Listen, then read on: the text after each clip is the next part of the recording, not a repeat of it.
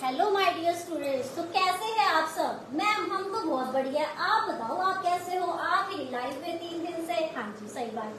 तो मतलब इसका रीजन ये था कि कुछ दिन पहले मतलब रिटर्न्स का आपको पता है लास्ट डेट चल रही थी, तो उसमें थोड़ा सा बिजी शेड्यूल रहा तो नहीं आ पाए। तो इसी के ऊपर एक चर्चा करते हैं। कुछ हमारे पास कमेंट्स आए तो क्योंकि 3 दिन से तो मैं फ्री नहीं थी, आज जब मैंने कमेंट्स देखे तो वहां पर बच्चों के कुछ इस तरह के कमेंट्स थे कि मैम वेटिंग वेटिंग वेटिंग, कहाँ हो, क्लास लोगे या फिर नहीं लोगे। और एक बच्चे का तो इस तरह से कमेंट आया, बच्चे कह रहा मैम सुनो। मैंने कहा हाँ जी।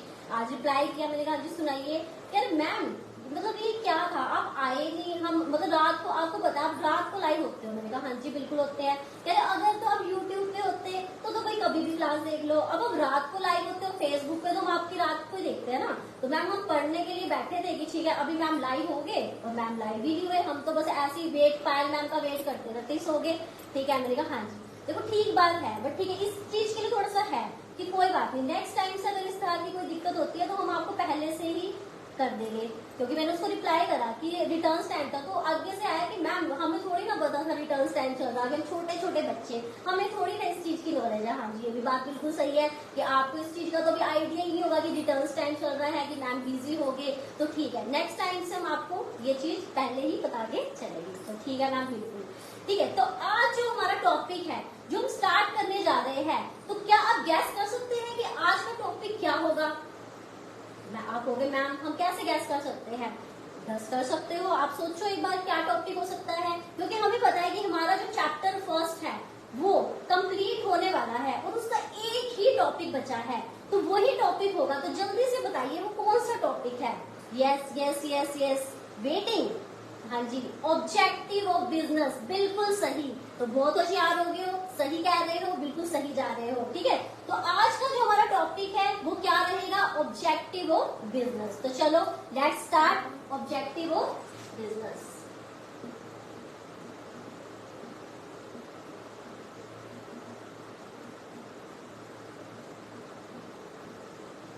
देखो ऑब्जेक्टिव का मतलब क्या होता है, हर किसी को पता है। ऑब्जेक्टिव क्या होता है? उद्देश्य। देखो हर कोई क्या कर रहा है? उद्देश्य से बिजनेस कर रहा है। मतलब उद्देश्य से मतलब कि जो बिजनेसमैन है वो तो कर ही रहा है, उसके साथ साथ जो हम लोग हैं या आप है, आप एक उद्देश्य से पढ़ रहे हैं, हम एक उद्देश्य से पढ़ा रहे हैं। तो जैसे मैं हूँ ठीक है, मैं कुछ उद्देश्य को लेके ही आपके सामने आई हूँ। क्या उद्देश्य होगा मेरा? कि मैम हमें पता है आपका उद्देश्य, बताओ क्या उद्देश्य है मैम का? हाँ जी कि आप लोगों को प्रोफेशनल्स बनाना। यस बिल्कुल सही। आप लोगों का क्या उद्देश्य है? कि हमसे पढ़ना, कि अच्छे मार्क्स स्कोर करना, एक अच्छी नॉलेज गेन करना, कॉन्सेप्चुअल स्टडी करना। तो इसी हिसाब से एक बिजनेस उसका भी कुछ उद्देश्य होगा। हाँ जी तो कमेंट सेक्शन में फटाफट बताइए कि जो एक बिजनेस है उसका क्या उद्देश्य है। हाँ जी क्या लिख रहे हो आप? Yes profit profit profit. मतलब क्या बिजनेस का मतलब मोटिव सिर्फ प्रॉफिट ही है और कोई उद्देश्य नहीं है? यस हाँ जी आप बिल्कुल सही कह रहे हैं। क्या कह रहे हो?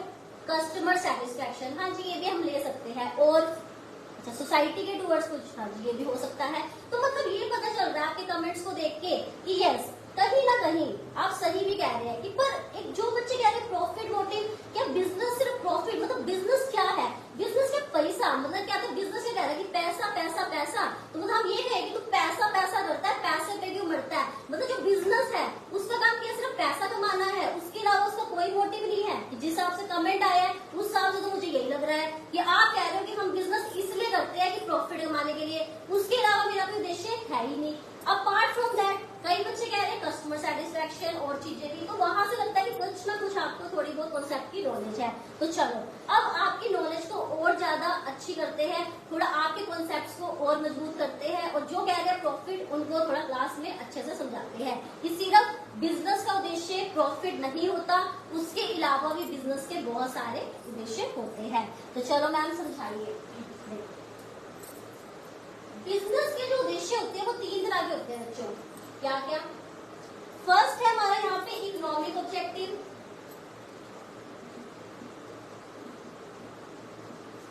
नेक्स्ट है हमारा सोशल ऑब्जेक्टिव, और थर्ड आता है हमारा यहाँ पे ह्यूमन या फिर इंडिविजुअल। अरे मैम ये क्या कह रहे हो? आगे ऑब्जेक्टिव, हम तो अभी तक यही सोचे बैठे थे कि प्रॉफिट, कि बिजनेस को पैसे से मतलब है और बिजनेस को कोई मतलब ही नहीं है। पर ये हमारे सामने कुछ अलग ही खुलासा हुआ, किस तरह का, कि बिजनेस के तो भैया 3 तरह के ऑब्जेक्टिव्स है, इकोनॉमिक, सोशल एंड ह्यूमन। तो चलो let's proceed with economic objectives. अब हम 1 बाय 1 अच्छे से समझेंगे कि ऑब्जेक्टिव्स कौन कौन से हैं। सबसे पहले हम बात करते हैं यहाँ पे economic objective. Ma'am economic word कुछ जाना पहचाना सा लग रहा है। जब आपने शायद बिजनेस पढ़ाया था तो आपने एक चीज पढ़ाई थी कि बिजनेस हमारा इकोनॉमिक एक्टिविटी है, मतलब कुछ ना कुछ कमाने के उद्देश्य से हम क्या कर रहे हैं, बिजनेस कर रहे हैं। तो हमें तो यही लग रहा था कि भाई कमाने के लिए कर रहे हैं तो वही हमारा ऑब्जेक्टिव होगा, और तो हमें कुछ नॉलेज नहीं थी। तो चलो अब आपको दे रहे हैं ना नॉलेज, समझो। देखो इकोनॉमिक, हाँ जी, ये आपने बिल्कुल सही बात कही कि इकोनॉमिक ऑब्जेक्टिव, इकोनॉमिक हमने कहा था कि बिजनेस एक इकोनॉमिक एक्टिविटी है, इसलिए उसका उद्देश्य का नाम क्या रखा इन्होंने, इकोनॉमिक ऑब्जेक्टिव। ठीक है, तो इसको आगे फिर से इन्होंने बाइफरकेट करा। सबसे पहले अर्निंग प्रॉफिट।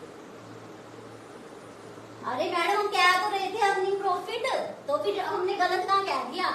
आपने ये कहा था कि profit earn is the only objective of the business, पर ऐसा तो नहीं है ना, सिर्फ सोल ऑब्जेक्टिव तो नहीं है, या अकेला ऑब्जेक्टिव तो नहीं है। देखो भी हम आगे भी पढ़ेंगे, और अभी आपने देखा इकोनॉमिक भी और भी 2 चीजें देखी, तो खाली ये उद्देश्य तो नहीं है, तो बहुत वो देखो कहाँ पे चले गए। ठीक है ना, तो इसका मतलब मैं बहुत सारे ऑब्जेक्टिव्स होंगे। हाँ जी, बहुत सारे ऑब्जेक्टिव है बिजनेस के, तो समझते हैं 1 बाय 1। प्रॉफिट, सबसे पहले इन्होंने क्या कहा, अर्निंग प्रॉफिट। अब आप मुझे बताइए कि प्रॉफिट का मतलब क्या होता है, क्या होता है प्रॉफिट, जल्दी से कमेंट्स करके बताइए। हाँ जी, ठीक है, क्या है कि जो इनकम है, अगर हम अपनी इनकम में से खर्चे माइनस कर दे तो क्या मिल जाएगा हमें, प्रॉफिट। यही तो होता है, जो कमा रहे हैं और जो खर्चा है उसका जो बचा वही क्या मेरा प्रॉफिट। ठीक है मैम, बिल्कुल सही। तो मैम एक चीज बताओ कि जब हम प्रॉफिट कमाते हैं, मतलब जब हमारा बिजनेस प्रॉफिट कमाता है तो उससे बिजनेस को क्या फायदा होता है, जरा ये तो बता के चलिए मैम। हाँ जी बताएंगे, आप खुद भी तो सोचिए कि अगर आपके पास प्रॉफिट है तो क्या फायदा होगा।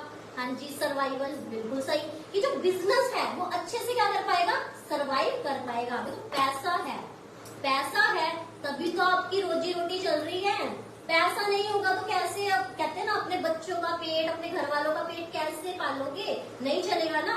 ये प्रॉफिट ही नहीं है, बिजनेस में कुछ कमा ही नहीं रहे हो, भाई कमा तो रहे हो, इनकम है पर खर्चे भी है। अब जो प्रॉफिट है अगर वो इतना हो ही नहीं पा रहा है तो मतलब आप कुछ कमा ही नहीं पा रहे हो, और जब कुछ कमा ही नहीं पा रहे हो तो सर्वाइव कैसे करोगे, है ना, दिक्कत तो है ना।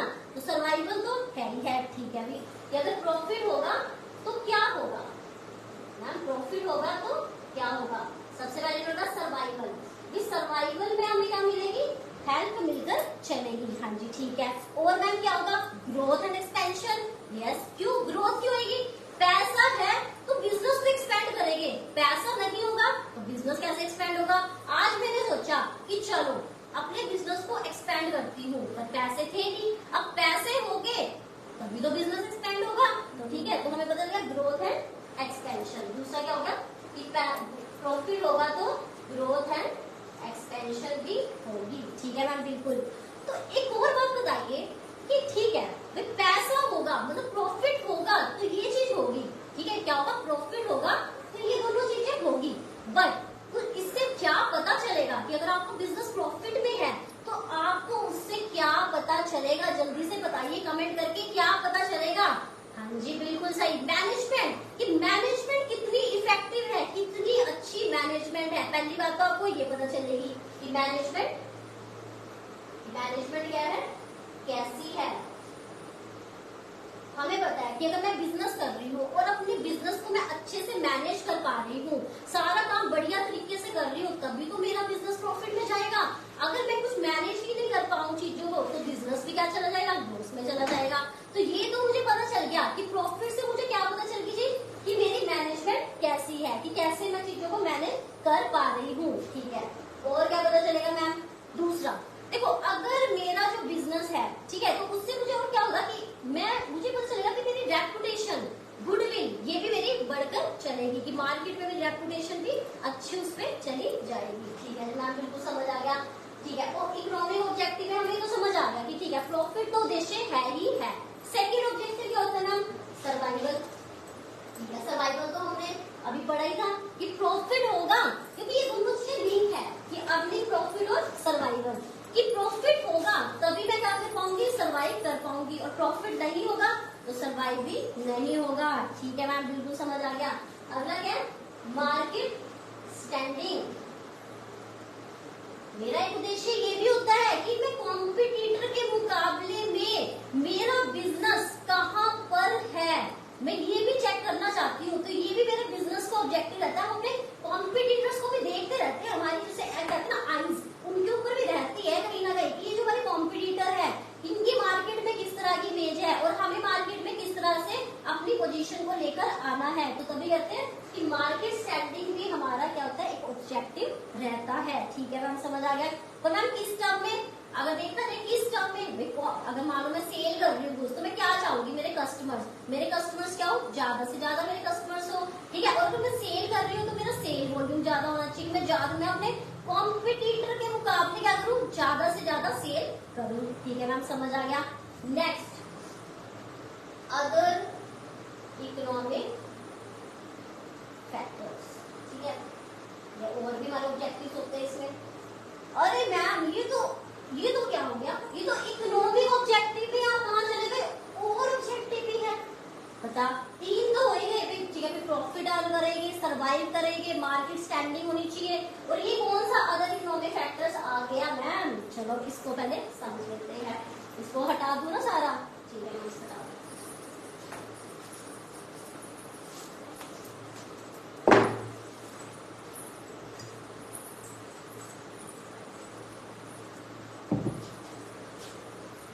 Other economic factors. मतलब अदर इकोनॉमिक फैक्टर्स कौन से फैक्टर्स होते हैं?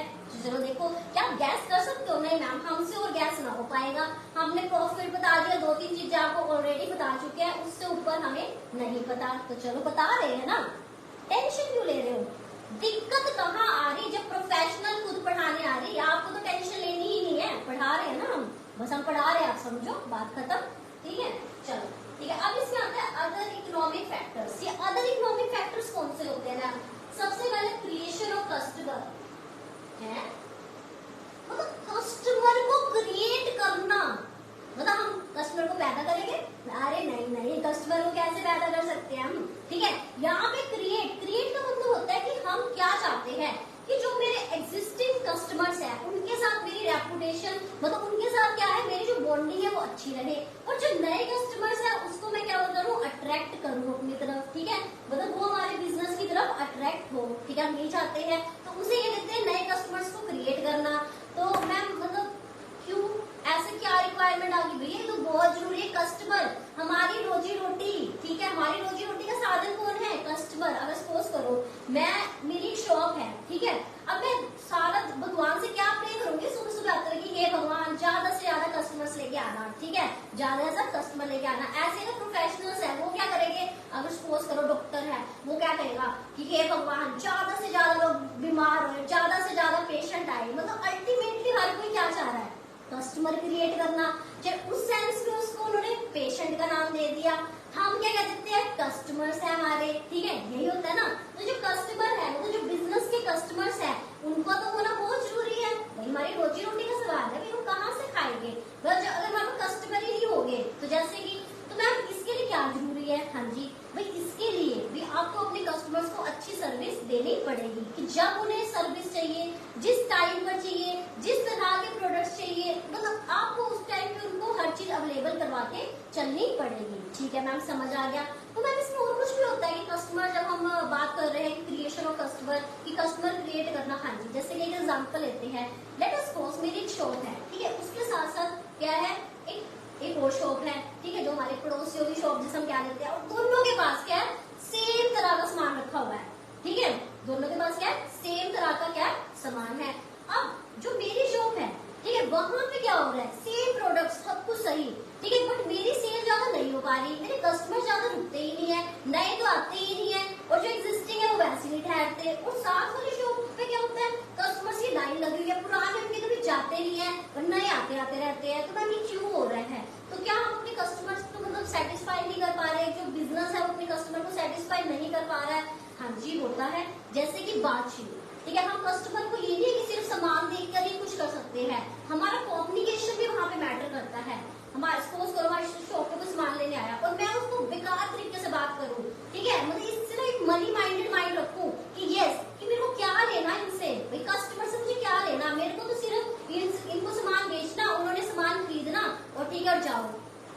क्या होगा, कस्टमर आना पसंद करेगा नहीं करेगा, वो कहेगा तो बड़े खड़ूस टाइप के मतलब लोग हैं, मतलब ढंग से कोई बात नहीं करता, इन्हें तो सामान दे दो तो मतलब ऐसा लगता है वेट करो आराम से, दिमाग ना खराब, मतलब इस तरह की वर्डिंग्स रहती है, तो आप उस शॉप पे जाना पसंद करेंगे नहीं करेंगे।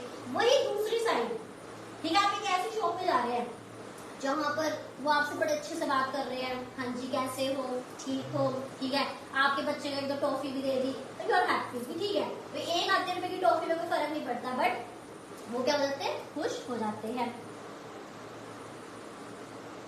तो क्या हो रहा है, वो क्या कर रहे हैं, बेसिकली अपने कस्टमर को सेटिस्फाई कर रहे हैं अपनी सर्विस के थ्रू, तो उससे क्या होगा, कस्टमर रिटेन रहेगा, और नए कस्टमर्स कैसे आएंगे, वो 10 को और बताएंगे, भाई फलाने टिंके की उसकी दुकान पे जाना, वो बड़े अच्छे से ट्रीट करता है, ठीक है, तो आप वहां से ले लेना, और एक वो है वो तो बस खड़ूस टाइप का है, उसकी दुकान पे तो जाने की जरूरत नहीं है, ठीक है, और भी एक्सपीरियंस हो सकते हैं, मैम बताओ, जैसे कि आप एक शॉप पे जाते हो, कई बार आप कई टाइम से उनके पास हो, ठीक है, मतलब वहां से सामान खरीदते हो, अचानक से क्या चीज आ गई कि भाई आपके किसी सामान में डिफेक्ट निकल गया, आप उनके पास क्या गए, वापस करवाने गए कि देखना मेरे सामान में डिफेक्ट निकल गया, मेरे को चेंज करके दिखाओ, पर वो क्या था, खड़ूस टाइप का दुकानदार, उसने कहा भैया चेंज नहीं होता, ठीक है, चेंज नहीं होता, फिर वो क्या कहता है कस्टमर, भाई हम तो कब से आपके कस्टमर है, ऐसा तो मत करो, ठीक है, हम तो फिर कहीं और से ले लेंगे, और वो आगे से कहता है जाओ जाओ कहीं मर्जी से लो, हमें कोई दिक्कत नहीं है, तो आप बताओ उस दुकान में जाना पसंद करोगे, नहीं जी मैं बिल्कुल नहीं जाएंगे, मैं तो बिल्कुल नहीं जाऊंगी पर्सनली,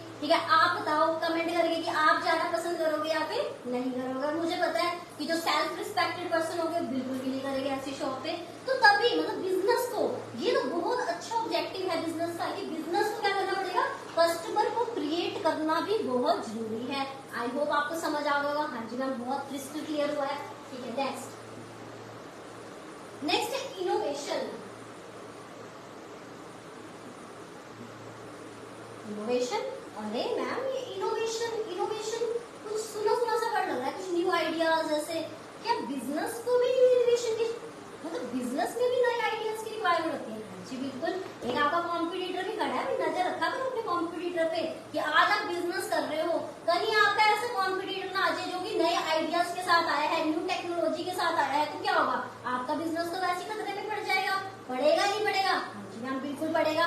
तो भाई अपने बिजनेस को फ्लरिश करने के लिए, अपने बिजनेस को फैलाने के लिए, बढ़िया तरीके से निखारने के लिए आपको क्या करना पड़ेगा, अपने नए नए आइडियाज बिजनेस में इंप्लीमेंट करने पड़ेंगे।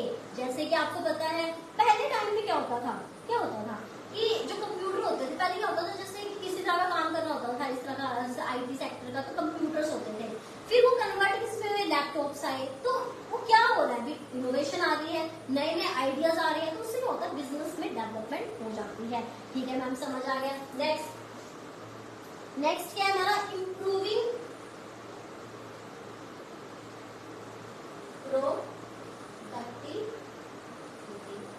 अरे मैम इम्प्रूविंग प्रोडक्टिविटी क्या मतलब है, ये प्रोडक्टिविटी कहाँ से आ गई हमारे बिजनेस के बीच में, मतलब इसको की प्रोडक्शन ये कहाँ से आ गया, देखो इम्प्रूविंग प्रोडक्टिविटी का यहाँ पे मतलब है कि जो भी आपके पास रिसोर्सेज है, क्या है, जो भी आपके पास क्या है रिसोर्सेज है, उसको क्या करो, बेस्ट यूज करे, ठीक है मैम, बेस्ट यूज करे, ठीक है मैम, कैसे करेंगे, ठीक है, जैसे कि आपके पास मनी है, क्या क्या रिसोर्सेज हो सकते हैं, मनी है, ये मैन्स होते हैं, ठीक है, बहुत सारी चीजें होती है जो आपके रिसोर्सेज होते हैं, तो आप कह रहे हैं कि ठीक है भाई मेरे पास ये रिसोर्सेज है, पर मैं इसको बेस्ट यूज कैसे करूं, भी कर सकते हैं। अब आपको पता है कि पूरे दिन में कितने घंटे हैं, ठीक है, आप अपने वर्कर से कितनी देर काम करवा सकते हैं, इफेक्टिवली कितनी देर वो काम कर सकते हैं, ठीक है, उस टाइम के बाद क्या होगा, उनकी एनर्जी क्या हो जाएगी, लो हो जाएगी, तो वो क्या करेंगे, ढंग से काम नहीं कर पाएंगे, आप चाहे उन्हें उठा के भी रखो तो क्या होगा, वर्क ढंग से नहीं होने वाला, तो उससे बेटर ये है ना कि आप कुछ टाइम उनको रखो और कुछ टाइम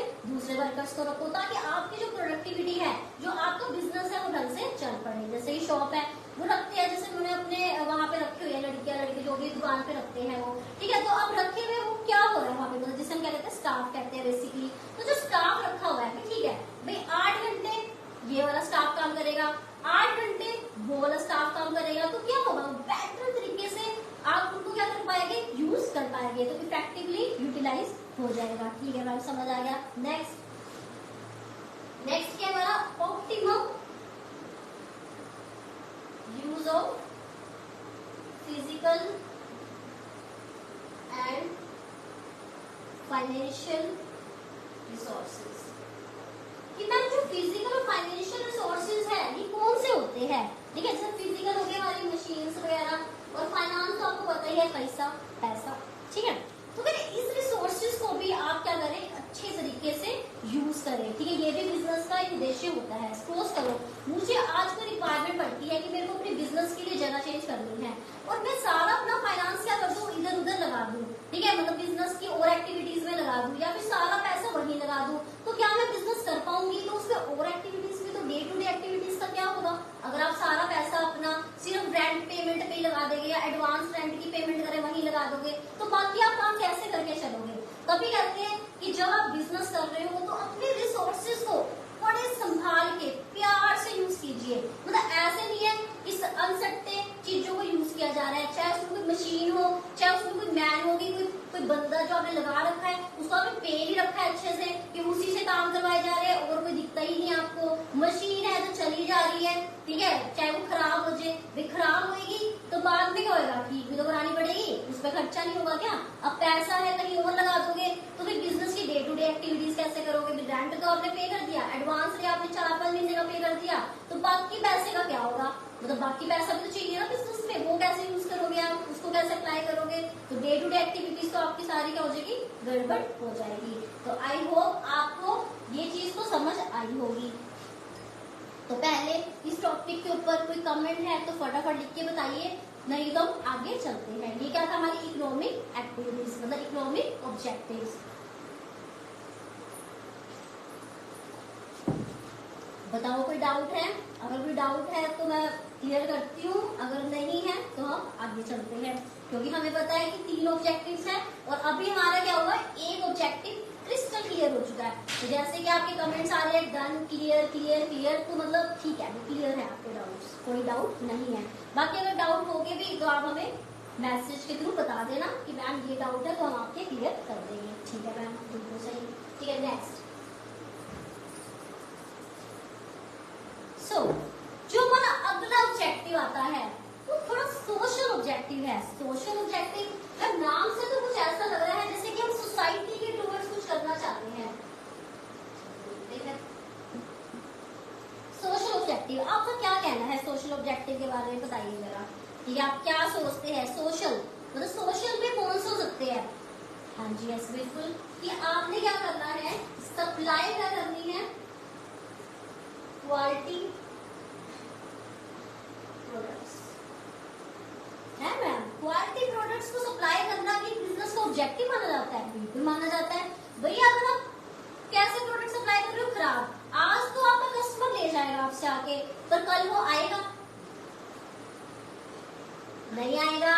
क्यों आएगा? वो कहेगा भाई इसने मेरे को सामान बेकार भेजा, आगे से मेरे को इससे सामान नहीं लेना। ठीक है, जैसे कि आप किसी फ्रूट्स की दुकान पे जाते हैं, ठीक है, आप उससे कहते हैं ये दे दो, ये वाला फ्रूट दे दो, तो वो आपको सोच आपका ध्यान इधर था, उसमें आपको गले छड़े टाइप के दे दिया। आपने घर लेके आए तो देखा यार ये किस तरह आई, उसने दे दिए, तो नेक्स्ट टाइम होगा इससे तो नहीं लेना सामान, भाई किसी और से ले लेंगे, चाहे महंगा मिल जाए, इससे तो नहीं लेना। ठीक है, इसमें विश्वास करा था, इसने हमें बेकार सामान बेच दिया। ठीक है, तो इसलिए कहते हैं कि अगर आप, क्योंकि आजकल का जो कस्टमर है ना बहुत ही अवेयर है कि उसको आप किसी तरह की मिलावटी चीजें तो नहीं बेच रहे हो, कोई बेकार चीजें तो नहीं बेच रहे हो, तो भैया अगर कस्टमर आपको अच्छे से रिटेन भी करना है ना, तो ये चीज वहां भी कह सकते हैं कि अगर आपको कस्टमर भी रिटेन करना है ना, तो इसे क्वालिटी का प्रोडक्ट बेचिए। तो यही हमने यहाँ पे भी लिख हुआ है सोशल ऑब्जेक्टिव में, भाई कस्टमर तभी रुकेगा जब आप उसको क्या करोगे, क्वालिटी वाले प्रोडक्ट्स बेचोगे। तो इसलिए अपने कस्टमर्स को क्या करें, क्वालिटी प्रोडक्ट्स बेचे अगर आप बिजनेस कर रहे हैं। ठीक है, next, avoidance of anti-social and unfair trade practices। ये क्या होता है मैम? एंटी सोशल मतलब जो सोसाइटी के अगेंस्ट, आप कुछ इस तरह के काम कर रहे हो जो सोसाइटी के अगेंस्ट है, उस तरह के काम ना कीजिए। या फिर कौन से काम ना कीजिए, ट्रेड प्रैक्टिसेस जो फेयर ना हो, इस तरह के काम मत कीजिए। मैम समझ नहीं आया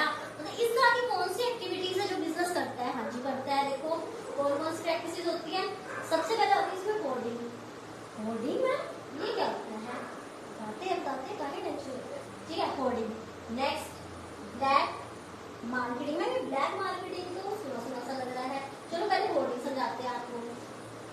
होर्डिंग जैसे कि मैंने क्या किया, मैंने बहुत सारा सामान कलेक्ट करके रख लिया, मतलब बहुत सारा स्टॉक मैंने क्या करके इकट्ठा कलेक्ट करके रख लिया, पर जो मेरी इंटेंशन थी वो बड़ी बेकार थी। मतलब मैम कि मैं ये सोच रही थी कि जैसे ही मार्केट डाउन चलेगी, मार्केट में उस चीज की सप्लाई कम हो जाएगी, मेरे को इंट्यूशन थी कि ये वाला प्रोडक्ट मार्केट में खत्म होने वाला है, तो चलो क्यों ना आज मैं इसका स्टॉक पूरा इकट्ठा करके रख लूं। अब मैंने किया भी वही, बहुत सारे मार्कर्स, जैसे एग्जांपल में मार्कर्स, बहुत सारे मार्कर्स अपने पास पहले स्टॉक में रख लिए और मार्केट में क्या हुआ, बिल्कुल ही खत्म हो गए, या फिर है तो बहुत ज्यादा प्राइसेस पे है। तो मैंने क्या करा कि यस हमारे पास है मार्कर, एडवर्टाइज करना स्टार्ट किया, यस हमारे पास मार्कर है, बहुत सस्ते प्राइस पे देंगे, बहुत सारे अवेलेबल है। तो ये क्या है, ये गलत एक्टिविटीज है, आप मार्केट को खत्म कर रहे हैं, आप मार्केट के लिए खतरा है। तो भाई ये इस तरह के काम मत कीजिए, ये सोसाइटी के विरुद्ध काम है और ये अच्छे बिजनेस के काम बिल्कुल भी नहीं है, ठीक है। तो आप इस तरह के काम ना कीजिए, ठीक है। दूसरा क्या होता है, ब्लैक मार्केटिंग है मैम, काली मार्केटिंग, ब्लैक तो मैम काला ही होता है और मार्केटिंग तो हमें पता ही है, ठीक है। ब्लैक मार्केटिंग, काली मार्केटिंग, ये क्या चीज होती है, हाँ जी ये क्या है सुनिए। यहाँ पे क्या होता है कि आप क्या कर रहे हो, buying and selling of goods या फॉरेन मनी इन इलीगल वे, कि आप क्या कर रहे हो यहाँ पर, सामान, या तो कोई सामान की बात कर लो या फिर फॉरेन मनी की बात कर लो, आप या तो खरीद रहे हो या फिर बेच रहे हो, पर जो तरीका है भैया वो बिल्कुल सही तरीका नहीं है, इलीगल तरीके से कर रहे हो। जो काम इलीगल है तो भैया वो तो बिजनेस के लिए बिल्कुल ही विरोध है, तो अब ऐसा काम तो करिए ही मत, ठीक है जी मैम समझ आ गया। अडल्ट्रेशन या अडल्ट्रेशन, ये क्या मैम, ठीक है। अडल्ट्रेशन मिलावटी, भाई मिलावटी चीजों की प्रोडक्शन करना बंद कीजिए, मिलावटी गुड्स बनाना बंद कीजिए, क्योंकि जहाँ मिलावट है तो वो तो भाई हमारी सोसाइटी के विरुद्ध काम हो रहा है, तो ऐसे काम आप बिल्कुल भी मत कीजिए, ठीक है मैम समझ आ गया कि अब से हम अगर हम बिजनेस करेंगे तो हम इस तरह की एक्टिविटी में तो मैम बिल्कुल भी नहीं जाएंगे, हाँ जी। तो यही आपके लिए बिल्कुल सही रहेगा, ठीक है मैम। और बताइए, नेक्स्ट आता है जनरेशन ऑफ एम्प्लॉयमेंट। भाई काम कर रहे हो ना, बिजनेस कर रहे हो, भी लोगों को भी कमाने का मौका दो, खुद तो कमा ही रहे हो ना, भाई दूसरों को क्यों नहीं मौका देते, भाई वो ज्यादा से ज्यादा एम्प्लॉइज लगवाइए। अब आप सोचो कि मैं ही सारा काम खुद कर दूं, क्या ये बात सही है, ये सारा काम मैं अकेले तो नहीं कर सकती। मैं सोचूं मैनेजमेंट का काम भी मैं ही कर दूं, अपर लेवल का काम मैं कर दूं, डाउन लेवल का काम कर दूं, तो हर तरह का काम मैं ही कर दूं, तो वो चीज हो सकती है, नहीं हो सकती। क्यों, क्योंकि उसमें तो वैसे भी मेरी एफिशिएंसी क्या हो जाएगी, डाउन ही हो जाएगी। तो एक तरह का काम हर बंदा नहीं कर सकता, तो क्या करो उसके लिए, एम्प्लॉइज रखो भाई, एम्प्लॉयमेंट जनरेट करो, लोगों की जो लोगों को मतलब पैसा कमाने का मौका मिलेगा ना। तो आप मतलब बिजनेस कर रहे हो तो अपने बिजनेस को इतना अच्छा बनाइए कि ठीक है भाई उनको पता है कि भाई ये सोसाइटी के टूवर्ड अच्छा काम कर रहे हैं, यहाँ पे ज्यादा से ज्यादा एम्प्लॉइज हायर किए जाते हैं, उनको एक अच्छा लाइफस्टाइल दिया जाता है, ठीक है। तो बिजनेस के लिए आप ऐसा काम जरूर कीजिए। जनरेशन ऑफ एम्प्लॉयमेंट बहुत अच्छी बात है, सोसाइटी के टूवर्ड एक बहुत अच्छा काम रहता है। नेक्स्ट है प्रोटेक्शन ऑफ इन्वायरमेंट। क्या करना है, प्रोटेक्शन ऑफ इन्वायरमेंट। इन्वायरमेंट क्या होता है मैडम, पर्यावरण, पता ही आप सबको इन्वायरमेंट, ठीक है। क्या होता है, पर्यावरण होता है, ठीक है मैम। अब इसको कैसे बचाना है, भाई हम बिजनेस में ये इन्वायरमेंट कहाँ से आ गया, ये इन्वायरमेंट का क्या रोल है बिजनेस में, भाई बिल्कुल है। अब आप अपने बिजनेस में डे टू डे एक्टिविटीज करते हैं, चाहे कोई वेस्ट निकलता है किसी तरह का, ठीक है, तो आप उस वेस्ट को अच्छे से डिस्पोज कीजिए, चाहे वो सॉलिड फॉर्म में हो चाहे वो लिक्विड फॉर्म में हो, तो उसको अच्छे से डिस्पोज कीजिए, सो दैट की सोसाइटी हमारी क्या रहे, साफ सुथरी रहे, वहां पे पोल्यूशन क्रिएट ना हो। तो ठीक है, ये तो आपका बहुत अच्छा ऑब्जेक्टिव है बिजनेस का। नेक्स्ट हमारा community service. Community service ma'am इसका मतलब क्या होता है कि दूसरे लोगों की लाइफ को इम्प्रूव करना है मैम, मतलब improvement of other people life. Yes yes बिल्कुल समझ नहीं आया, एग्जाम्पल दो, भी हम बिजनेस कर रहे हैं, हाँ जी कर रहे हो, तो इस बिजनेस में दूसरों की लाइफ को कैसे इम्प्रूव करेंगे मैम बताइए। कर सकते हैं, जैसे कि अब आप अपना बिजनेस कर रहे हैं तो कुछ पैसे को अच्छी एक्टिविटीज में भी लगाइए ना। अब मैम कैसी, जैसे कि मैं एग्जांपल लेती हूँ, जैसे हमारा बीटीडीपी है, ठीक है, अब आप बीटीडीपी क्लासेस ले रहे हो, तो हमारा एक एनजीओ भी है जिसे हम कहते हैं बुद्धा द हेल्पिंग हैंड। तो हम लोग क्या करते हैं, जितना भी हमारी अर्निंग होती है उसका कुछ पार्ट, मतलब बेसिकली मैक्सिमम पार्ट हम क्या करते हैं वहां पर डाल देते हैं, और फिर उस पैसे से क्या मैम कैसी एक्टिविटीज करते हो आप बताइए।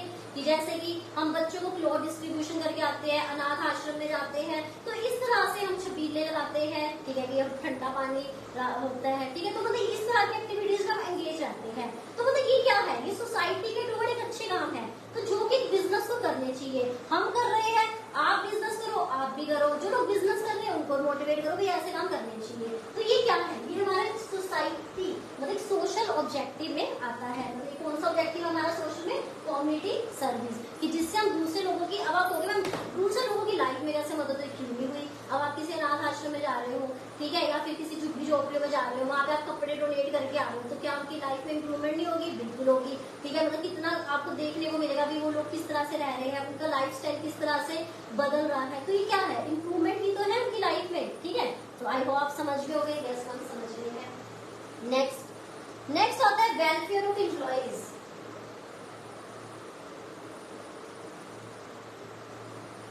मैम वेलफेयर ऑफ एम्प्लॉइज मतलब भाई वेलफेयर मतलब उनके लिए अच्छा काम कीजिए, मतलब उनके भले के लिए सोचिए, कि उनको अच्छी इन्वायरमेंट दीजिए, अच्छी कंडीशन दीजिए। जैसे कि मैम जैसे आपका बिजनेस है, आपने वहां पे रखे अपने एम्प्लॉइज का ड्रेसअप सेंस करिए कि भाई आपने किस तरह की ड्रेस पा के आनी है जिसमें आप बहुत अच्छे लगे, ठीक है, उस तरह का मोल कीजिए। उनके लिए अलग अलग कैबिन्स बनवाइए सो दैट कि वो वहां बैठ के अपना अच्छे से काम कर सके।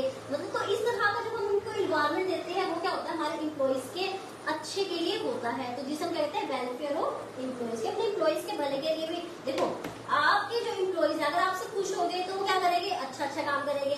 भाई अच्छा काम करेंगे तो डेफिनेटली आपको क्या होगा, प्रॉफिट होगा ही होगा, ठीक है ना। मतलब हमारा बिजनेस फ्लरिश करेगा ही करेगा। तो आई होप आपको सोशल ऑब्जेक्टिव बहुत अच्छे से क्लियर हो गए होंगे। तो पहले कमेंट में बताइए कि आपको सोशल ऑब्जेक्टिव जो भी हमने समझाए हैं, क्या इसमें किसी भी तरह की कोई दिक्कत है, मुझे यस और नो में आंसर दीजिए। कोई दिक्कत है तो फटाफट बताइए, ठीक है। तब तक मैं अपना नेक्स्ट पॉइंट लिखती हूँ। हाँ जी देखिए, no no no, crystal clear, yes. तो आगे बढ़े, ओके मैम डन, ठीक है। चलो आगे बढ़ते हैं, जो कि इसमें लास्ट रहेगा हमारा ह्यूमन या फिर इंडिविजुअल ऑब्जेक्टिव। ये मैम अभी ह्यूमन, अब मतलब ये ह्यूमन इंसान, ये भाई इंसान वाले कौन से ऑब्जेक्टिव रहेंगे जरा ये भी बता दीजिए। हम बताते हैं ठीक है। देखो इंडिविजुअल मतलब यहाँ पर क्या हो रही है कि इम्प्लॉइज के लिए होता है बेसिकली, कि यहाँ पे इम्प्लॉइज की जो नीड्स है उसको क्या किया जाता है, पूरा किया जाता है। मैम जैसे हमारे इम्प्लॉय है, आप उसको क्या क्या फैसिलिटी दे सकते हैं। चलो देखते हैं उसके इम्प्लॉइज के लिए क्या क्या कर सकते हैं। सबसे पहले आप क्या कीजिए, उनको एक healthy and safe working condition दीजिए। क्या करिए, healthy and safe working condition दीजिए। Ma'am healthy and safe working condition मतलब वही साफ सुथरी जगह हो, ठीक है। अभी हेल्दी सेफ कैसे, जैसे कि लेडीज होती है तो उनको क्या होता है, कई बार वो क्या होता है कहीं काम करती है तो उनको बहुत सारी इनसिक्योरिटी फील होती है कि हमें किस तरह से करना है। तो उनको इस तरह का एनवायरमेंट दीजिए ताकि उन्हें फ्रेंडली एटमोस्फेयर दीजिए, ठीक है। उनको ऐसा फील कराइए कि यहाँ पे आपको टेंशन लेने की जरूरत नहीं है, कि हम आपके जैसे कि एज अ ब्रदर है, ठीक है, ताकि उनको क्या लगे कि ठीक है मेरा भाई है। उस तरह का ट्रीटमेंट जिससे मतलब उनको क्या लग रहा है, बहुत अच्छा फील हो रहा है कि ठीक है भाई मुझे यहाँ किसी तरह का रिस्क नहीं है, मुझे कोई परेशानी नहीं है। तो इस तरह की आप उनको फैसिलिटी प्रोवाइड कर सकते हैं। और क्या हो सकता है, उन्हें अपॉर्चुनिटी दीजिए। कैसी opportunity ma'am, opportunity for personal growth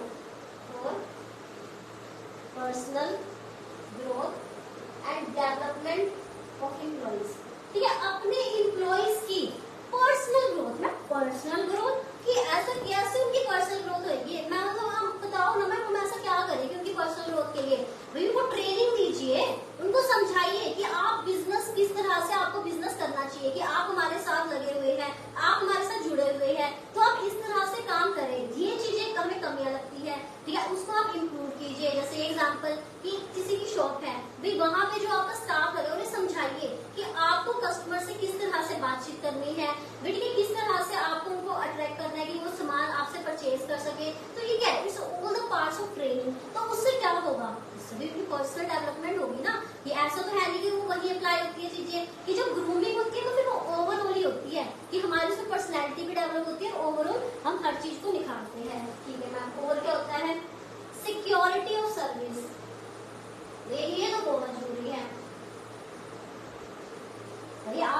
employees को रख रहे हैं, कम से कम उन्हें एश्योरेंस तो दीजिए कि भाई हम आपको नहीं निकालेंगे। अब बताओ, बंदा काम कर रहा, पहले तो वो आधा तो इसी टेंशन में मर जाए कि आज मैं ऑफिस से छुट्टी ली, कहीं बॉस का फोन ना आ जाए कि भाई कल से ना आई हो, तो क्या होता है, मतलब लोग गवर्नमेंट जॉब की तरफ क्यों प्रेफर कर लेते हैं? इस वजह से उन्हें पता है कि प्राइवेट जॉब में डर है, खतरा है कि क्या पता वहाँ पे ऐसे एम्प्लॉइज उन्हें मिल जाए जो इतने टैलेंटेड है, उन्हें हमारी जरूरत ही ना पड़े, और कल ही घंटी बज रही कि ना जी का आज से लाना, हमारा तो होगा, मेरा अगर मतलब होगा सारा सिस्टम फ्लो कि जैसी लाइफस्टाइल थी होगा सर, तो ठीक है ना।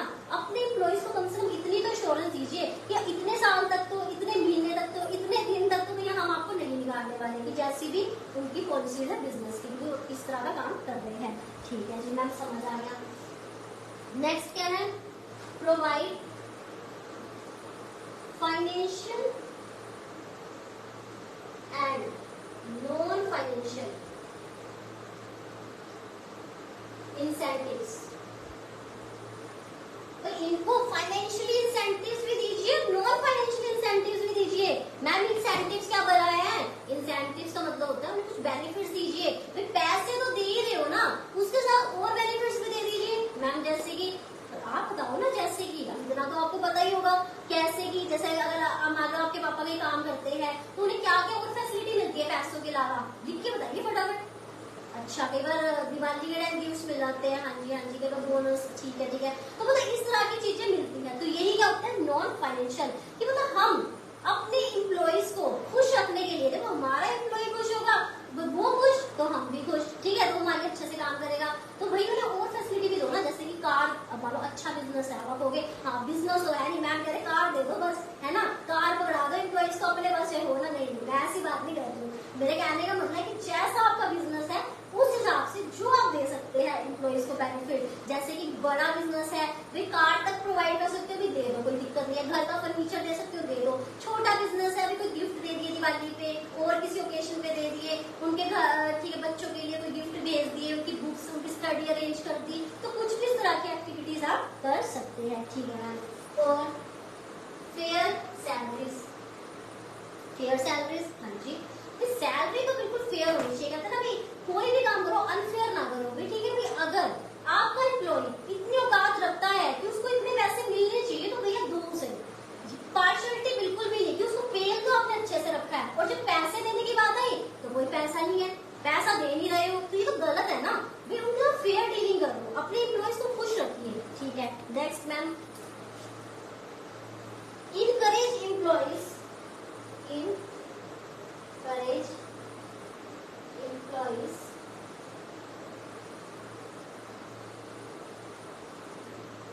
encourage employees to take initiative and participation in management। अच्छा मैम आप ये कह रही हो कि अब हम अपने एम्प्लॉयज को अपने साथ बिठाए, क्या ये अच्छी बात है? मुझे क्या दिक्कत आ रही है इसमें? ठीक है, मुझे छोटे बड़े वाली कहाँ से बात आ गई आपके अंदर? ठीक है, किस तरह का कमेंट है भाई? देखो अब एक एम्प्लॉइज है, ठीक है भाई, उनको भी पार्टिसिपेट कराइए। जैसे मान लो मुझे कोई बिजनेस से रिलेटेड डिसीजन लेना है कि मुझे अपना बिजनेस एक्सपेंड करना है, आप पूछो ना उनसे कि आपको क्या लगता है कि किस तरह से हम अपने बिजनेस को एक्सपेंड कर सकते हैं, हमें ये वाले स्टेप लेने भी चाहिए या फिर नहीं लेने चाहिए। तो उससे क्या होगा, एम्प्लॉइज के अंदर एक अपनापन सा आएगा, उसको लगेगा कि यस जो एम्प्लॉयर है, जो मालिक है, ये मेरे से पूछ के चलता है, मतलब मैं भी यहाँ पे एक इम्पोर्टेंट पार्ट हूँ, ठीक है। नहीं तो उसे क्या लगेगा, खुद ही कुछ भी करते रहते हैं, बस हमारे ऊपर तो थोप देते हैं आगे, चलो जी आज ऐसे करना है, वैसे करना है, फलाना करना है, ये करना है, वो करना है, भाई हमें कभी पार्टिसिपेट नहीं कराते, हमसे कुछ नहीं पूछा जाता, तो उनका मोरल क्या होता है, बहुत डाउन हो जाता है। और वही दूसरी तरफ जो कंपनीज, जो बिजनेस अपने एम्प्लॉइज को पार्टिसिपेट कराते हैं अपने डिसीजंस में, तो वहाँ क्या होते हैं, एम्प्लॉइज खुश रहते हैं कि ठीक है कि यहाँ की मैनेजमेंट अच्छी है, ये जो बिजनेसमैन है बहुत अच्छा है, ये हमें पार्टिसिपेट करवाता है, तो वो अच्छे से काम करते हैं, उन्हें नए नए आइडियाज देते हैं, जिससे उनका बिजनेस भी बहुत फ्लरिश हो जाता है। तो आई होप आपको समझ आए होंगे कि भाई बिजनेस का, जैसे कि आपने स्टार्टिंग में बताया कि प्रॉफिट, भैया प्रॉफिट तो नहीं है, उसके अलावा बहुत सारे ऑब्जेक्टिव्स जिसके साथ बिजनेस को काम करके चलना पड़ता है। एक भी ऑब्जेक्टिव गया तो बिजनेस गया, समझो कि एक भी ऑब्जेक्टिव को आपने क्या किया, साइड किया, तो आपका बिजनेस भी साइड ही हो जाएगा, ठीक है। तो अगर आपको अपने बिजनेस को साइड नहीं करना है, मतलब अपने बिजनेस को लॉन्ग टाइम तक चलाना है, और लॉन्ग टाइम तक चलाना में भी ग्रोथ, एक्सपेंशन, तो भैया ये